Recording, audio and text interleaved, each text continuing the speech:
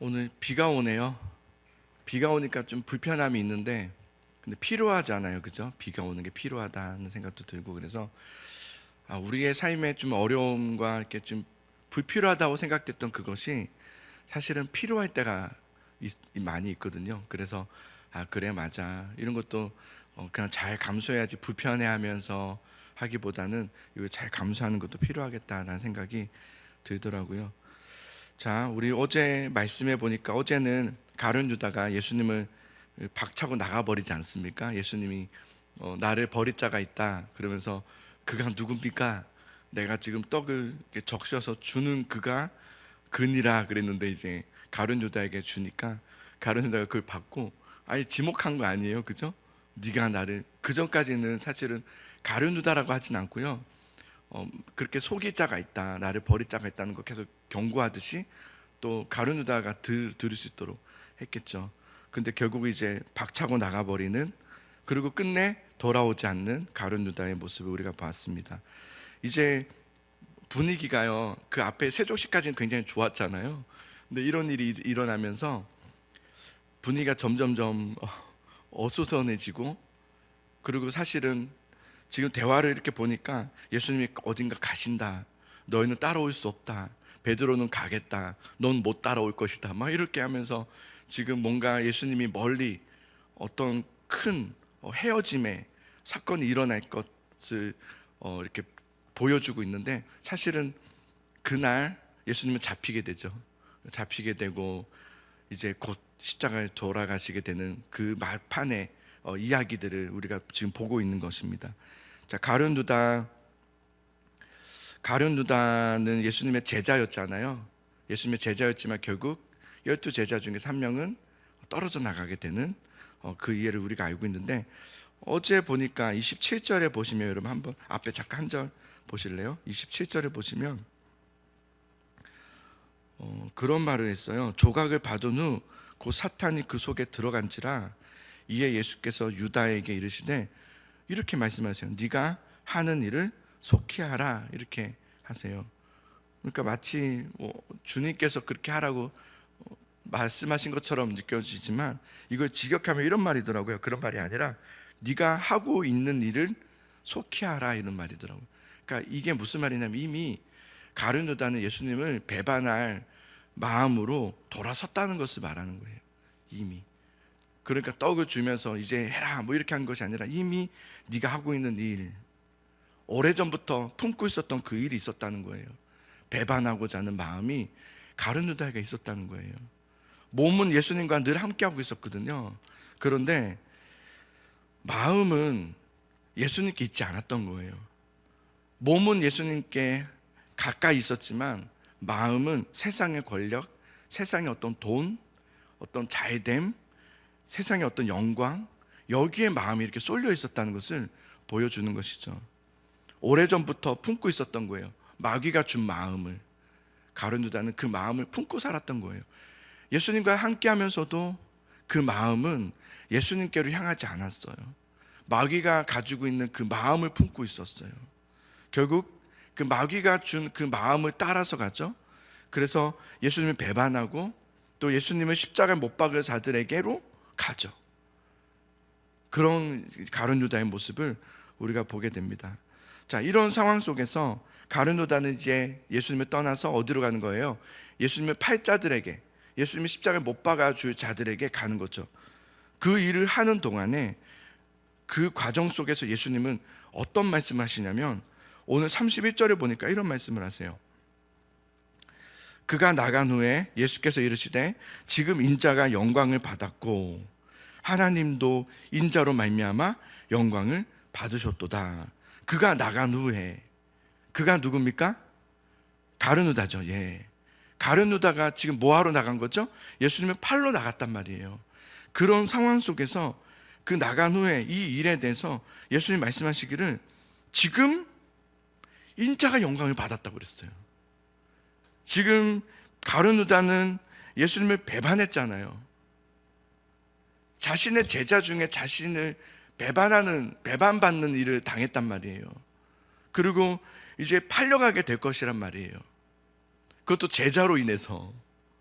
3년 동안 그렇게 가르쳤던 제자에게 그런 배신을 당한 거죠. 그리고 십자가의 죽으심을 당하게 될 거란 말이에요. 그런데 지금 그런 과정 속에 들어갔는데 예수님은 그것을 뭐라고 하냐면 영광이라고 얘기해요. 영광. 우리는 여러분 잘 되고 성공하면 영광이라고 생각해요. 그죠? 잘 되면 영광이죠? 잘 안 되면요? 잘 안 되면 영광 아닌가요? 우린 영광 아니라고 생각하죠. 그건 영광 아니에요. 그렇지 않아요? 목사님, 기도 좀 해주세요. 잘 되게. 잘 안 되는 건 영광이 아닌가요? 그래도 잘 돼야죠. 이게 우리의 마음이에요. 우리의 마음에는 하나님의 영광을 잘 되는 것, 성공하는 것, 크게 되는 것, 편안하게 되는 것, 아프지 않은 것, 이런 것을 우리는 영광이라고 생각해요. 그것은 물론 좋은 거죠. 우리에게 주신 하나님 은혜 복 중에 하나죠. 그런데 여러분 오늘 말씀에 보면 예수님은 영광에 대한 이야기를 하시는데 하나님의 영광은요 세상의 영광과 본질적으로 다른 영광이에요.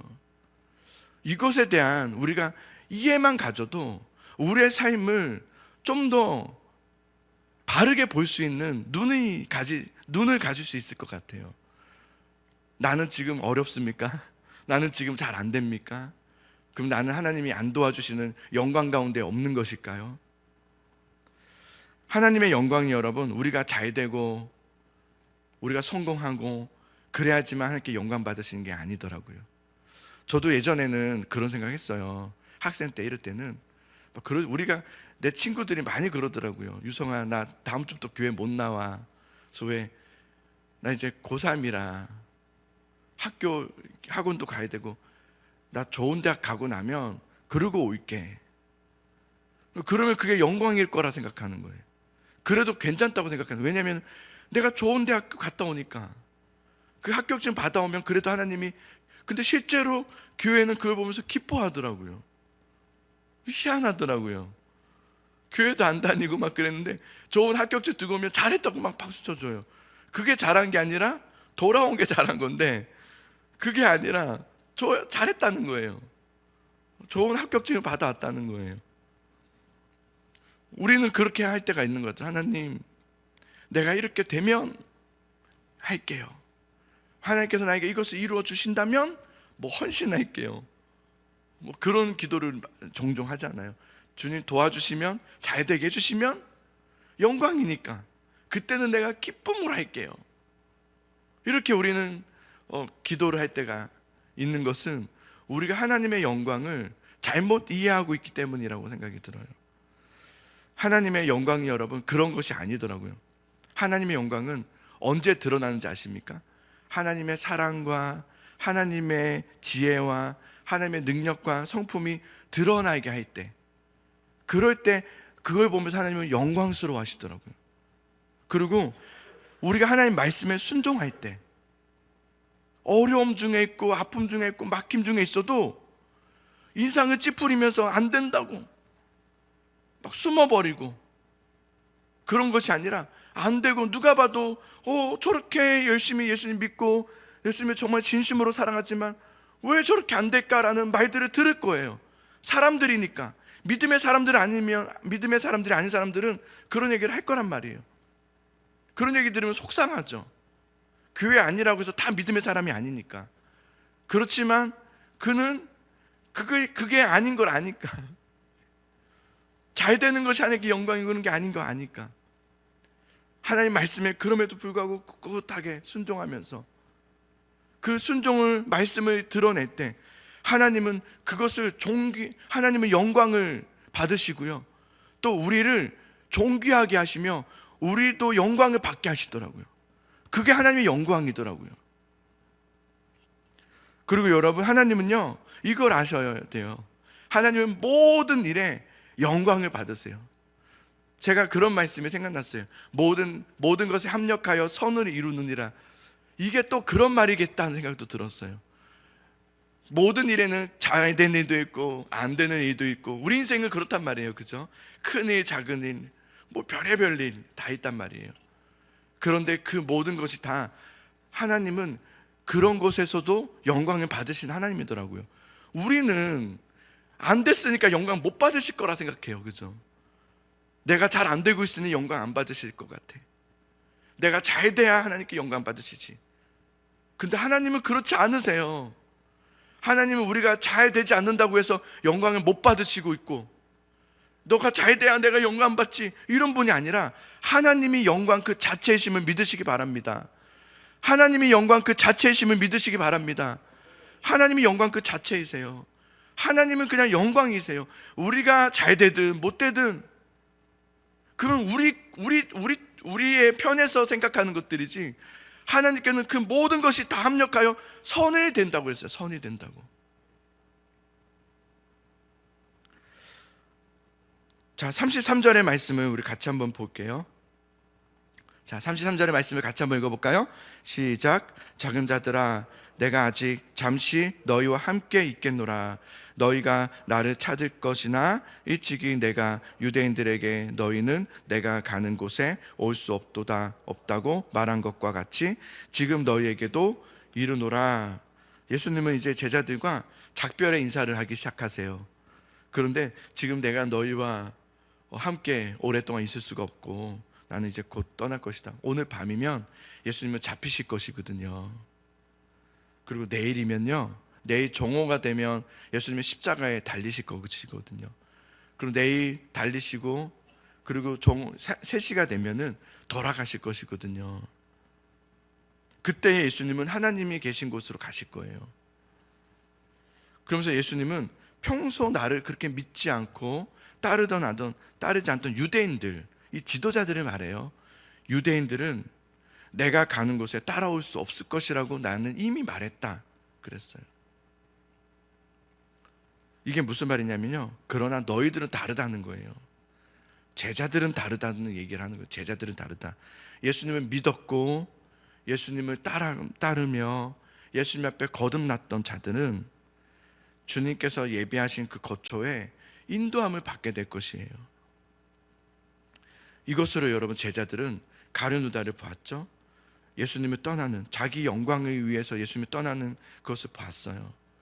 그래서 예수님의 이 말씀을 통해서 하나님의 영광에 참여하기 위해서는 어떻게 해야 되는지에 대해서 더 분명해지기 시작했어요. 그것은 뭐냐면 34절 35절이에요. 새 계명을 너희에게 주노니 서로 사랑하라. 내가 너희를 사랑한 것 같이 너희도 서로 사랑하라.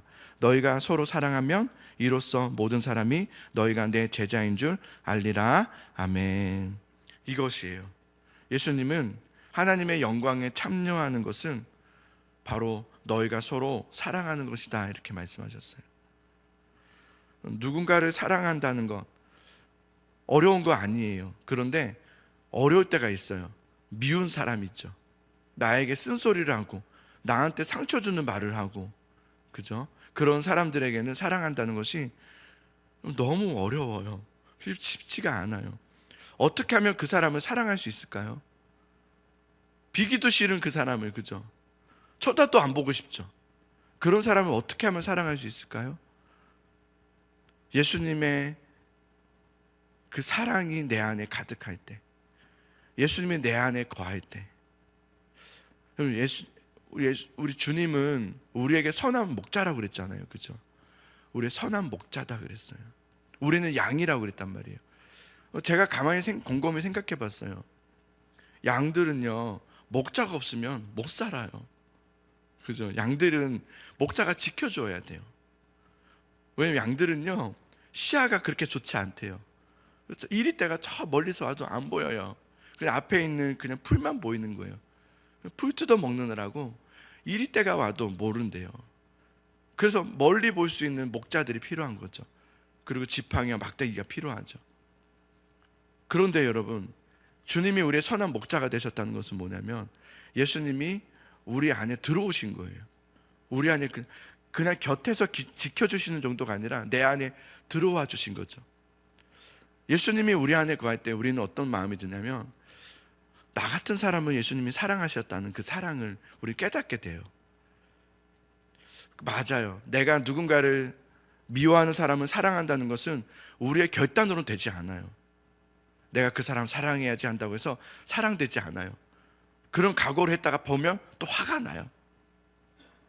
그죠? 그래서 또 한마디 하고 싶고, 내 안에 주님의 그리스도의 사랑이 가득하지 못해서 그런 거예요. 나도 그런 존재였는데 그런 존재인 나를 사랑하신 그 사랑을 내가 잃어버린 거예요. 그 은혜를 잃어버린 거죠. 예수님 말씀하세요. 제자들은 서로 사랑하는 거예요. 서로 사랑하는 자가 내 제자라고 그랬어요. 이건 여러분 권면이 아니라 명령이더라고요. 명령하는 거. 사랑해라. 사랑을 몸소 보여주신 것이 예수님이시고, 하나님이 이 세상을 이처럼 사랑하사 독생자를 주셨잖아요. 예수님은 그 하나님의 사랑을 살아있는 모범이 되신 거예요. 예수님이 직접. 그리고 제자들에게도 똑같이 말씀하시는 거예요. 너희들도 나의 이 십자가의 사랑에 살아있는 모범이 되어라. 이게 너희가 제자다, 그렇게 말씀하셨어요. 아, 그렇구나. 그렇더라고요, 여러분. 우리가 교회 오세요, 뭐 우리 교회 좋아요, 뭐 예배 좋아요, 뭐가 좋아요, 이런다고 해서 그게 복음을 전하는 것이고 그들의 마음을 울리는 것이 아니더라고요. 무엇일까요? 사랑하는 거더라고요. 사랑을 몸소 보여줄 때 내가 당신 얼마나 사랑하는지. 이것은 우리가 결단과 각오를 하는 게 아니라고 그랬죠. 내 안에 예수 그리스도의 은혜와 사랑이 가득할 때 할 수 있는 거더라고요. 그래서 우리가 이 새세면 초청주의를 준비할 때 왜 하나님이 우리에게 사람대로라는 것을 그렇게 말씀하지 않으시고 왜 우리의 마음을 계속 다듬으시는 것에 초점을 맞추시는 걸까? 아, 그렇구나. 우리가 뭐 잘못돼서가 아니라, 우리가 뭐 사랑이 없어서가 아니라, 정말 복음을 전한다는 것은 그냥 교회만 와서 데려오는 게, 앉혀놓으면 그때 뭐 새세면 초청 주일에 많이 오면 그게 뭐 성공이고 그런 게 아니라, 하나님은 그런 걸 보면서 영광으로 여기, 그 우리 영광이고요, 세상적 영광이고요. 하나님의 영광은 그런 게 아니잖아요. 사람은 왔으나 내 안에 내가 변화되지 않았다면, 내가 그리스도의 은혜와 사랑으로 충만하지 않는다면 그것만큼 슬픈 일이 어디 있습니까? 그죠? 우리가 여러분 큰 교회가 되고 화려하고 멋진 교회가 될 때 믿지 않는 사람들이 보면서 와, 저 교회 참 좋다. 아무도 그렇게 하지 않아요. 그런 거 누가 하냐? 교회 다니는 사람들만 그렇게 얘기해요. 특히 오래 다니는 사람만 교회가 화려하기를 원하고 크기를 원하고 막. 세상 사람들은 아무도 그걸 원하지 않아요. 세상 사람들이, 믿지 않는 사람들이 원하는 건 뭐냐면 사랑하는 교회예요. 사랑을 몸소 보여주는 교회. 그런 교회 어디 있나? 그런 교회만 있으면 아마 사람들이 몰려올걸요. 이제 꽃이 이렇게 피니까 벌들이 오잖아요. 그죠? 우리 앞에도 이제 뒤에 그 꽃이 너무 이쁘잖아요. 저는 들어오면서 항상 그 꽃과 인사하고 오는 것 같아요. 야, 너네 많이 컸다. 너무 이쁘고 향기가 나요. 꽃에서 이렇게 향기가 나요. 그래서 아, 참 좋다. 교회가 여러분 저렇게 아름다운 향기가 나고 꽃이 되면 벌들은 오는 거예요. 속임이 안 돼요. 꿀 발라놓고 벌들을 오게 하잖아요. 벌들 그다음부터 안 와요. 가짜니까요. 하나님이 이 새세면 초청주일이 우리에게는 왜 귀하냐면, 우리를 멈추지 않고 영원 사랑하는 마음을 품고 예수의 제자가 되고자 하는 그 마음을 가지고 기도하게 해서 우리의 영을 살아나게 하는 것. 아, 이거 하려고 우리에게 이런 은혜를 주셨구나라는 생각이 들었고, 우리 교회가 그렇게 하더라고요. 우리 성도들이 그런 마음을 찾아가더라고요. 처음에는 긴가민가 하셨던 것 같아요. 근데 점점 가면서 그렇구나, 지금 우리가 하고자 하는 건 그런 게 아니었구나 라는 마음을 조금씩 갖게 되는 것 같아서 감사하더라고요. 여러분, 너희가 서로 사랑할 때 이로써 너희가 내 제자인 줄 알리라 그랬어요. 그 은혜가 우리에게 필요해요. 여러분, 우리 오늘 같이 기도하기 원합니다. 우리가 같이 기도할 때에 하나님, 주님 내 안에 예수님의 그 은혜와 사랑이 충만할 수 있도록, 주님, 내 곁에 있는 예수님이 아니라 내 안에 계신 예수님, 여러분, 우리가 결단하고 결심한다고 되는 것이 아니에요. 내 안에 오셔주세요. 내 안에 임해주세요. 내 안에 예수님으로 충만하게 해주세요라고 여러분 기도하시고 요청하시기 바래요.